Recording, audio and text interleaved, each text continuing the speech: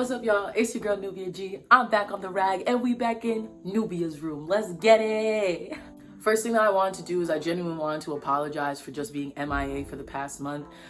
It's not that like I dropped off the face of the planet or anything, but I've been living my best life. Okay. I started school. I love all of my classes and all of my professors are super chill. So I'm gonna like ace this semester. I'm very happy about it. Things have been going great in my relationship. I've been going out on dates with Ty. We've just been having a great time together. And I have a really great group of girls that I've been hanging out with lately.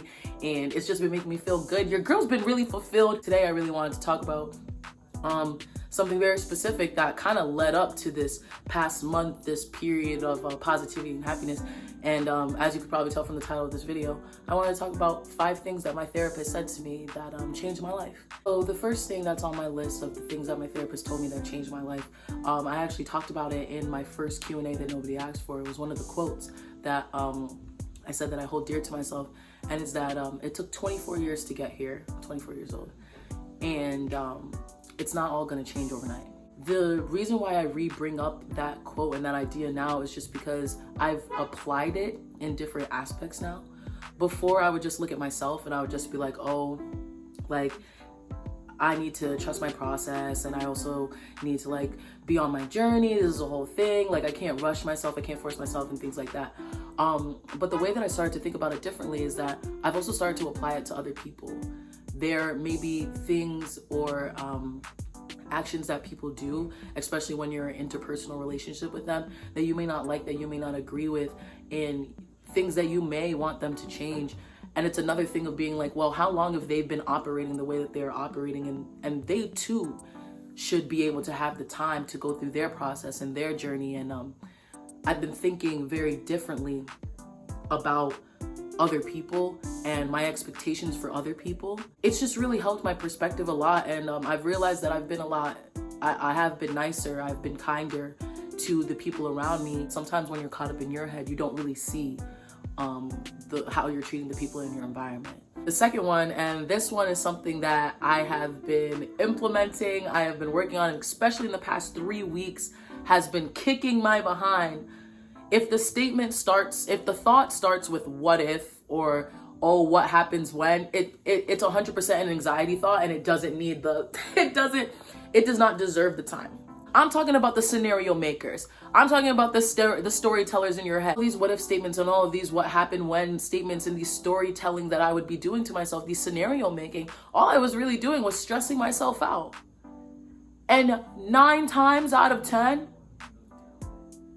none of those situations ever happened. And I just got myself hyped up and anxious for lack of a better word, for no reason. This next one I really like because I feel like it's a different take on how we think of negativity. I feel like a lot of negativity is usually seen as, oh, just don't worry about it. Oh, just push it away. Oh, this, that, and the other. But I was going through a rough time, you know, when Mother Nature was also pummeling my body. If you know, you know. He told me that negative ideas and negative thoughts can be validated. They just don't have to be the most important thought all the time. It took me a while to differentiate between validation and importance, because I was like, well, if I'm validating it, then I am making it important, when that's not exactly that's not exactly what she was getting at. I can feel sad. There's no problem with feeling sad. A bad thought is going to cross your mind every once in a while. The difference is that you can give yourself, I can give myself the 10 to 15 minutes, that however long that I need to cry. Maybe it's a whole day, maybe it's only 5 minutes. The however long that I need to be angry, to be mad, to stomp around my apartment, to yell, to scream, to do whatever, the amount that I can do that. I can do all of that. But I don't have to add value to those thoughts and make them important, that they're now something that I carry with me. That was something that I had to wrap my head around at the beginning, but implementing it now, I would definitely say in the past week, since I've been going out, I've been in a lot more social situations, and you know, I feel like social situations are where your anxiety likes to be like, being able to be like, okay, this may be a bad thing that's happening to me right now, but I'm gonna take the couple seconds that I need to feel it, to get it, to take a shot because we got the bar, to do whatever I have to do. And then I'm going to get back on the rag because I'm out and I'm with my friends. And yeah, I may have felt a type of way or thought about something that made me feel a type of way, but it doesn't have to be that way. 4, radical acceptance.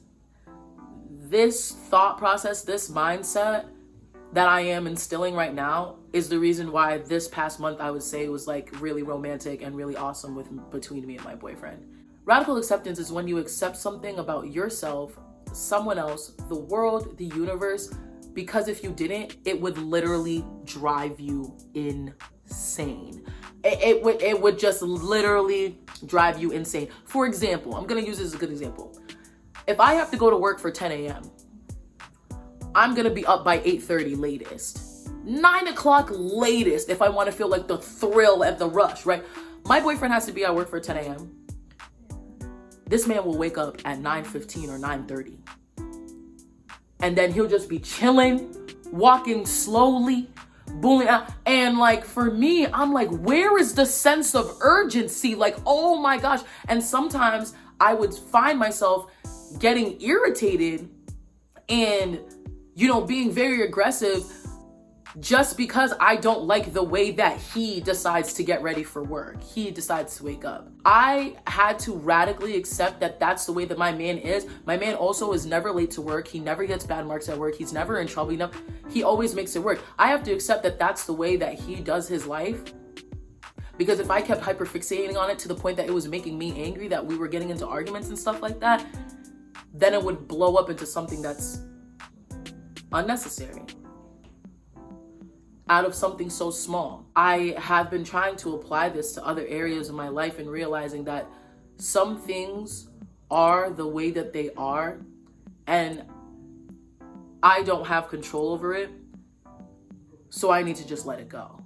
I have mulled over for a long time of whether I wanted to include this in the video or not, but I chose that I should because this area in my life, when it comes to my background, my culture, my ethnicity, plays a huge role in a lot of other areas in my life and in my mental health. I'm Nigerian American. I was born in the United States, but I'm first generation American. My parents were both born in Nigeria and they were immigrated over here. Basically, what my therapist told me is something that I think that can be applied to everyone, and just not even in aspects of culture, but even just family ties and things like that. You letting go of the toxic things of your culture, of your family culture, even if it's not ethnicity culture, what you guys do, or just letting go of toxic mindsets of ways you used to think, ways you used to act. It isn't disrespectful to the culture. It's not you turning your back on your family.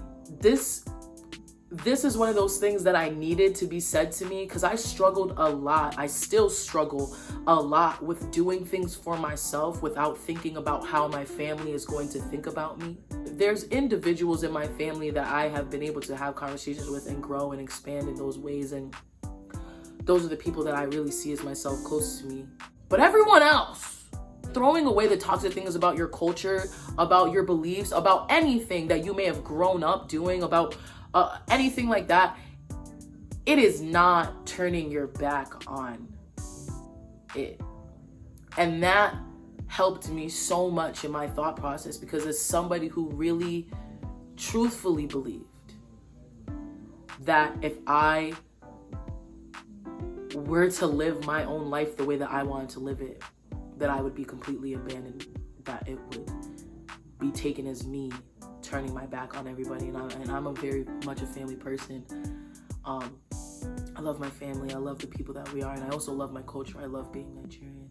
My entire outlook on how I live my life has changed ever since my therapist said that to me. I'm not out here really trying to give advice or really trying to do anything like that. It's just when somebody gives me something that affects me greatly in the way that my therapist has, I have to share it.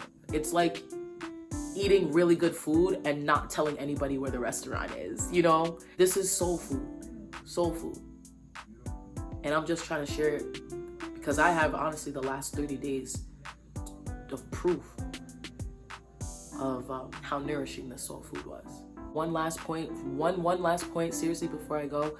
September is Slower Slide Prevention Month. I say that because I don't want to trigger anybody, but check it on your friends, check it on yourself.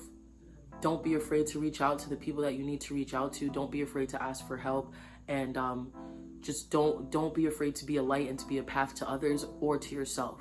You know, just take care of yourself, take care of the people around you, and let's keep chugging the rest of 2022 and into 2023. I love you guys. I do. Take care of yourself.